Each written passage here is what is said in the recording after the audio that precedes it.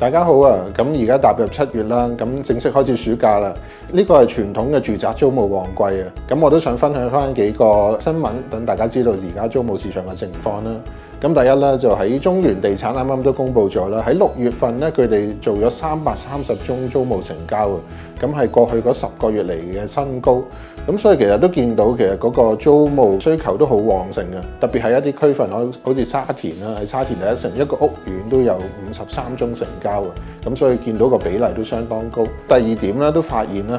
雖然呢個租務旺季可能都係嚟自一啲國內嚟香港讀書嘅專才啊，或者一啲學生啦，咁但係佢哋可能揾租盤嘅地方咧，都未必真係只係集中喺個傳統嗰幾個區域，例如沙田啊、紅磡啊，或者係西營盤。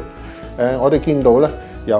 個趨勢啦，其他區域都有學生去揾入一啲租盤嘅，例如可能新嘅啟德嗰啲屋苑啦，見到有啲喺馬鞍山馬鐵沿線嘅屋苑啦，甚至喺一啲佐敦同埋深水埗，我哋都見到有學生租入呢啲物業嘅。咁相信因為香港其實始終個交通都幾方便啦，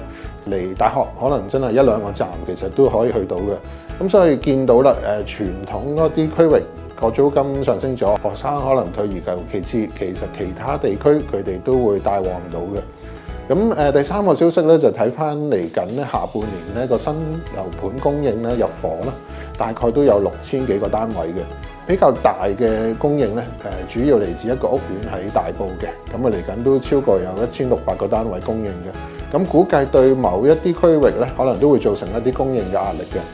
因為過往經驗啦，一有新樓盤都有部分投資者係買樓收租嘅，咁呢一堆新盤入伙之後咧，其實都會好快放翻市場，對個市場嚟講都會造成一個大嘅供應同埋一個租金嘅壓力嘅，咁所以估計某啲區份可能都會受影響。咁最後啦，我哋都想俾少少 tips 大家嘅。其實見到呢個租務旺季啦，好多學生揾租盤啦。咁業主其實有啲咩地方需要留意呢？第一點可能都要留意啦。呢啲學生可能好多都會係一啲合租嘅形式嘅，佢哋幾個學生一齊租一個單位。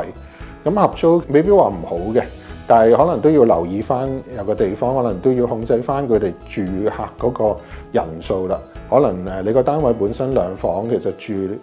2至3個人或者3至4個人都可以，但係如果佢哋住得太多人，其實就有機會令到間屋可能比較鬧交少少。咁所以喺個租約上邊，我都建議可能都問清楚佢哋會唔會同時間將自己個名都落喺租約。如果佢哋唔肯啦，可能其中一個落啦，都要了解到佢真係住喺度嗰個住客個資料，同埋留意翻佢哋會唔會申請可能好多張住戶證咯，以防佢哋可能真係租咗個單位住得太多人啦。咁第二個可能都要留意啦，其實坊間可能有啲二房東咧，都有機會趁呢個暑假旺季咧租入你個物業，再將佢可能改裝分租俾一啲學生嘅。甚至可能而家因為已經有個減學房條例啦，佢哋將呢個單位間咗做一啲劏房租俾啲學生，可能賺取少少差價嘅。咁呢個可能對個業主嚟講，可能都會有個風險啊，因為你租咗俾二房東，唔知道真係住喺度嗰個係咩人啦，亦都唔清楚佢會點樣去改動你個單位。咁所以最穩陣真係要對嗰個租客做翻一啲甄選，了解清楚佢租入嗰個目的啊、背景啊，甚至喺個租約條款可能立清楚唔可以分租啦，同埋同管理處保持好嘅溝通，等佢可以知道會唔會有機會個租客攞咗你嘅單位嚟做裝修改建嘅。咁趁住呢個租務旺季啦，我覺得作為物業投資者，租俾呢啲學生其實都無可厚非嘅，佢哋有強勁嘅需求，亦都交得起呢個租金啦。咁當然啦，租俾學生可能都會有一啲風險嘅，不過呢啲風險其實只要親力親為，睇清楚啲租務條款啦，睇清楚合約咧，其實都可以避免嘅。或者有啲業主咧，如果真係自己未有時間去處理，其實亦都可以考慮我哋嘅租務管理服務嘅。我哋其實一條龍幫一啲業主咧管理佢喺香港嘅出租物業啦，包括可能